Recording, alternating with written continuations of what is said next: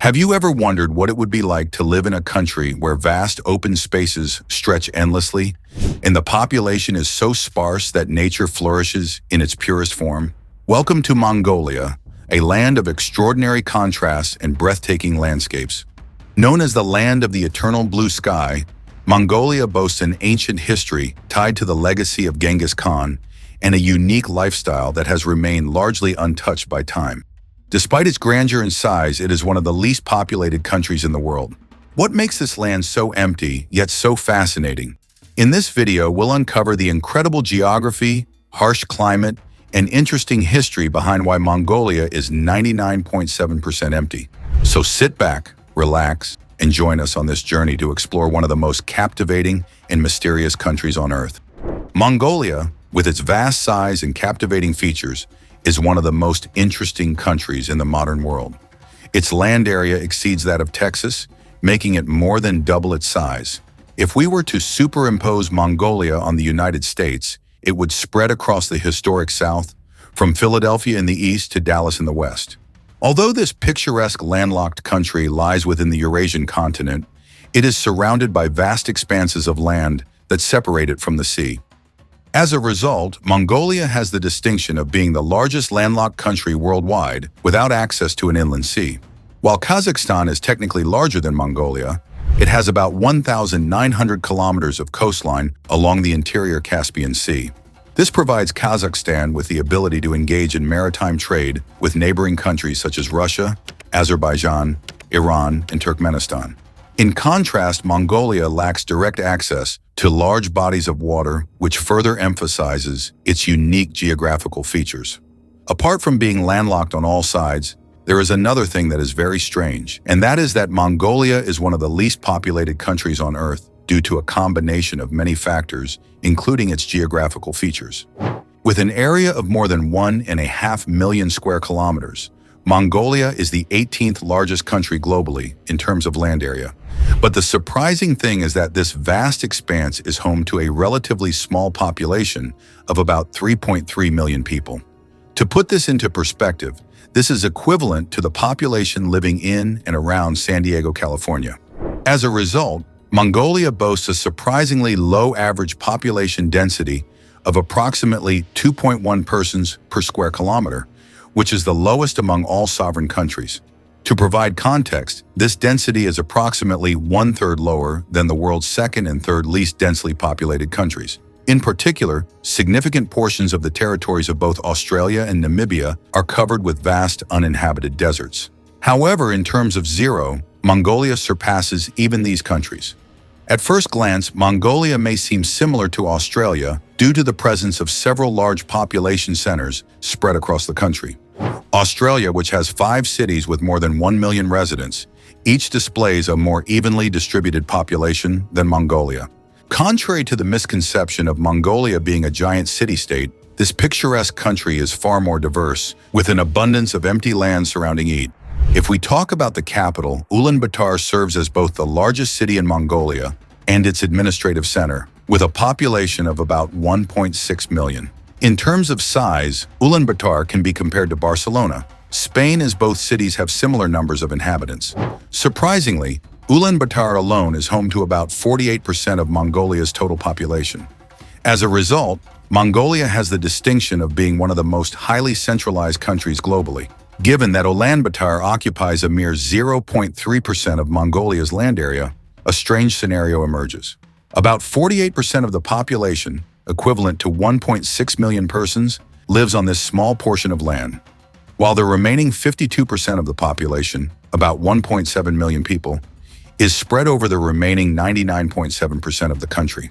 The population density in Ulaanbaatar significantly reduces the average population density in Mongolia as a whole.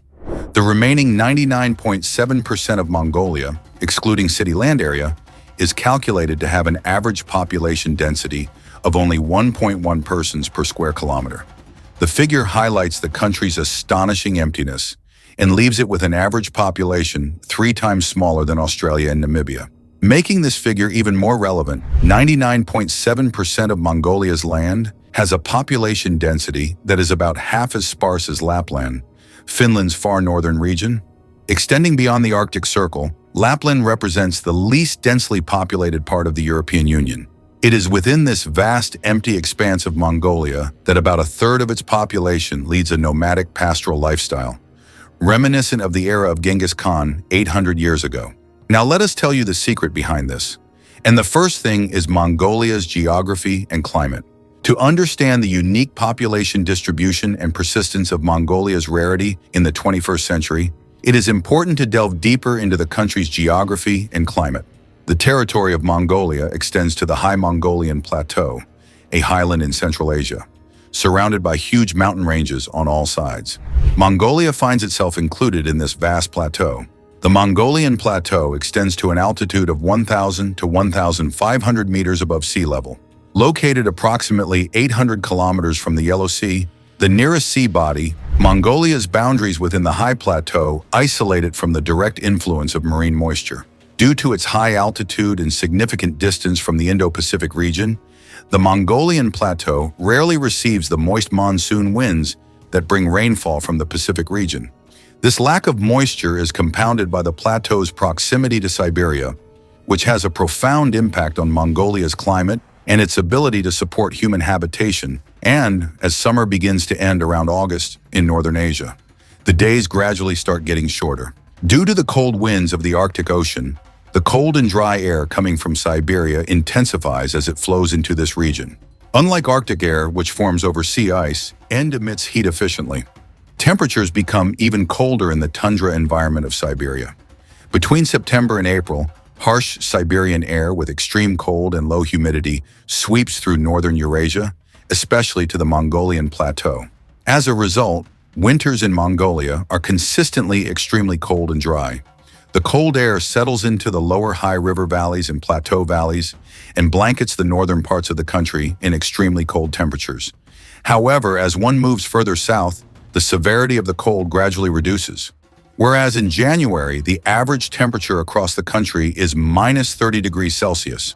It is important to recognize the occurrence of sudden and intense cold snaps and blizzards throughout Mongolia during the extended winter season. Temperatures can fluctuate by up to 30 degrees Celsius within just 24 hours. Regional minimum temperatures of minus 40 degrees Celsius are common in the north of the country during this time. Temperatures in Mongolia can reach minus 40 degrees Celsius during winter. Cold temperatures overwhelm Mongolia's rivers and lakes, making them impassable during the winter months. Many small rivers freeze completely to their bottom, making them impractical for transportation or irrigation during much of the year. Ulaanbaatar, Mongolia's capital and largest city, experiences frost-free conditions for only about 3.5 months each year, from mid-May to late August. With an average annual temperature of minus 2.9 degrees Celsius, Ulaanbaatar has the distinction of being the coldest capital city on Earth. However, during the short Mongolian summer, temperatures can rise to staggering heights of up to 38 degrees Celsius in the southern regions, and even reach 33 degrees Celsius in the capital. Now we come to another reason why Mongolia is almost empty, and that is the lack of rainfall.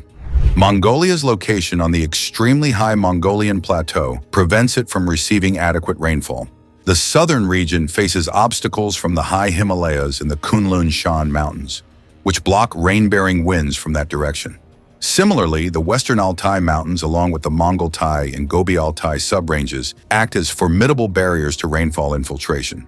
Moisture-rich winds coming from the south deposit their moisture in the form of snowfall on the mountains away from Mongolia, causing the winds to become mostly dry as they cross the Mongolian Plateau. Between September and April, the arrival of dry, cold, high-pressure air from Siberia dominates the Mongolian Plateau. This displaces any low-pressure, moist air that could potentially bring precipitation. As a result, the winter season in Mongolia is marked by clear skies and absence of clouds. This unique meteorological phenomenon makes Mongolia one of the sunniest countries globally, enjoying approximately 257 cloud-free and sunny days every year.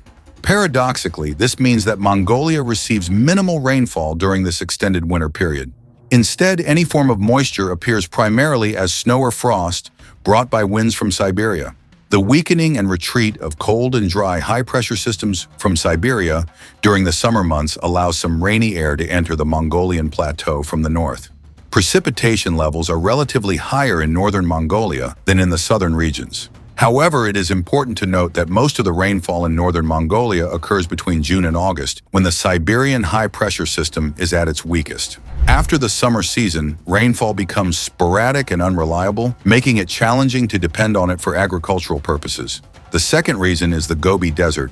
Mongolia's unique climate of little rainfall and extreme cold has given rise to the vast Gobi Desert in the southeastern part of the Mongolian plateau. As the sixth largest desert globally, the Gobi Desert is extremely cold and dry, with no rainfall for long periods of time. These climatic conditions reflect the overall climate of Mongolia, which is dominated by cold, dry, and windy conditions. The southernmost third of the country consists of a cold, dry desert, while the rest consists mainly of cool, dry plains covered with endless grasslands. Limited forest area is seen in the northern areas. Given climatic limitations, only 0.4% of Mongolia's vast land is considered suitable for crop cultivation and agriculture. Apart from the comparatively smaller Pacific Island states and city-states, only Djibouti, Iceland, and Oman have a lower percentage of arable land. Despite being the 18th largest country globally in terms of overall land area, Mongolia has less arable land than Albania, a country 54 times smaller. As a result, it is almost impossible to establish large-scale settled agricultural societies in the Mongolian plateau. So friends, these were some of the reasons due to which Mongolia is still 99.7% empty. What do you think? Is it possible to increase the population here? Please let us know in the comments section. If you like the video, then press like button and subscribe our channel for more such videos, and don't forget to press the bell icon. See you soon with a brand new informative video. Till then, bye-bye.